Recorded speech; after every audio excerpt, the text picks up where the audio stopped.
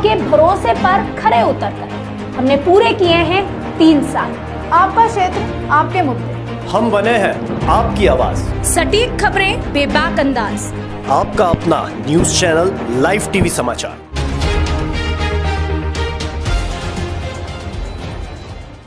नमस्कार, मैं हूं कनुप्रिया सत्तन और आप देख रहे हैं लाइव टीवी समाचार। आइए नजर डालते हैं आज की कुछ खास खबरों। सोनभद्र में एक बार फिर लौ जिहाद का मामला आया सामने। हिंदू संगठन आग बबूला हो गए।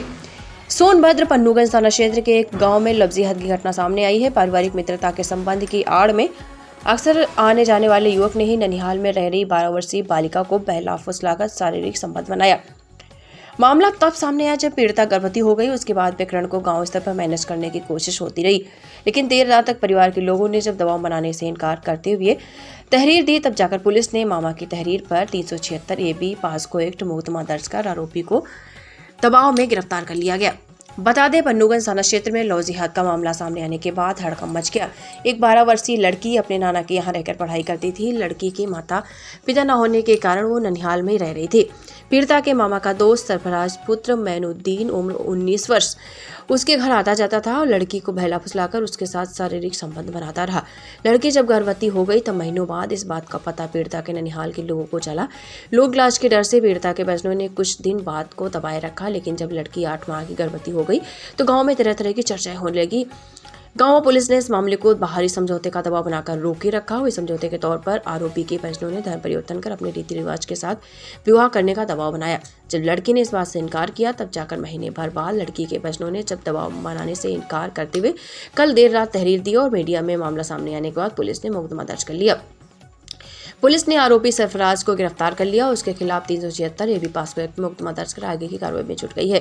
वही पीड़िता ने बताया कि परिवार आर्थिक रूप से कमजोर होने के कारण कई महीने तक इस मामले को गांव स्तर पर ही दबाए रखा, लेकिन जब आरोपी सरफराज पुत्र मैनुद्दीन अहमद उम्र 19 वर्ष समुदाय विशेष का होने के कारण धर्म परिवर्तन कर शादी करने की बात कहता रहा।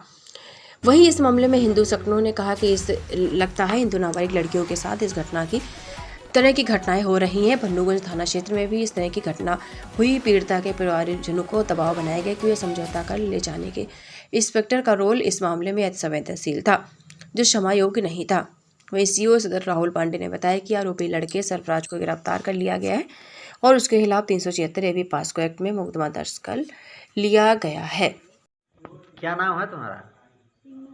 सिमरन। किस क्लास में पढ़ती हो? 10th में। क्या हुआ है तुम्हारे साथ? शमशाद नाम का लड़का है। शमशाद? सरफराज। सरफराज कहाँ का है? यहीं का पड़गी का लड़का। पढ़ी कहाँ? तो क्या हुआ बताओ।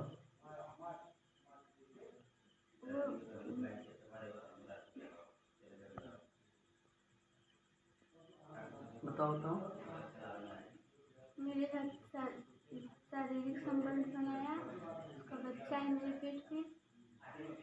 रखने के लिए बोले हैं तो कह रहा है अपना धर्म बदलो तब रखेंगे। कहा है कि धर्म बदलो तो रखेंगे, और उसके माँ बाप से नहीं बताई तुम? पता है। तो वो लोग क्या कह रहे हैं? उसकी माँ भी कह रही है। हिंदू नाबालिग लड़की के साथ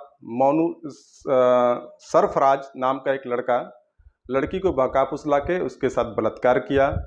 बलात्कार करने के बाद जब लड़की गर्भधारण कर ली तो उसके बाद उसके पिता ने और उसकी माँ और साथ एक और षड्यंत्रकर्ता ने उसको धर्मांतरण करने का दबाव बनाया। लड़की धर्मांतरित करने को तैयार नहीं हुई तो लड़की को पुलिस के पास जाने की मजबूरी है। पुलिस के पास जब FIR के लिए उन्होंने आवेदन दिया तो उस तहरीर को बदल के SO के द्वारा अपनी मनगढ़ंत एक रिश्तेदार से, नज़दीकी लड़की के पीड़ित के नज़दीकी रिश्तेदार से तहरीर लेके काल्पनिक रूप से FIR दर्ज कराया गया।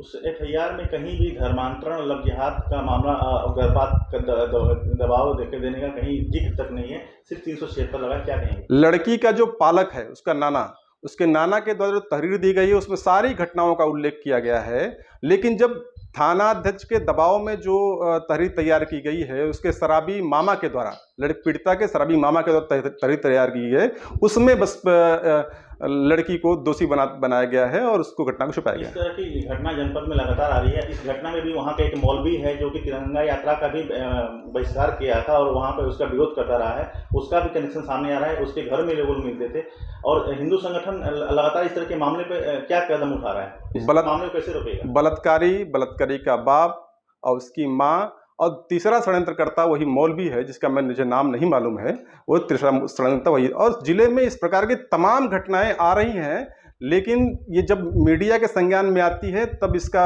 प्रचार प्रसार में आता है। बाकी शेष घटनाओं को प्रशासन के द्वारा इसी तरह दबा कुछ दिया जाता है। आरोपी आज सुबह पटना तिराहे के पास से अरेस्ट किया गया है। अरेस्ट करने वाली टीम में है निरीक्षक श्री संदीप कुमार राय, कांस्टेबल उपेंद्र पांडे, कांस्टेबल अनुराग वर्मा और महिला कांस्टेबल रिंकू गुप्ता। यह अपराध धारा 376 AD IPC, पॉस्को एक्ट की धारा 5M, 5A, 2 और 6 के अंतर्गत पंजीकृत किया गया है। पकड़ा गया आरोपी सैफुद्दीन सरफराज पुत्र मैनुद्दीन, उम्र 19 वर्ष, निवासी पटरी कला, थाना पन्नूगंज का है और अभियुक्त ने जो अपराध किया है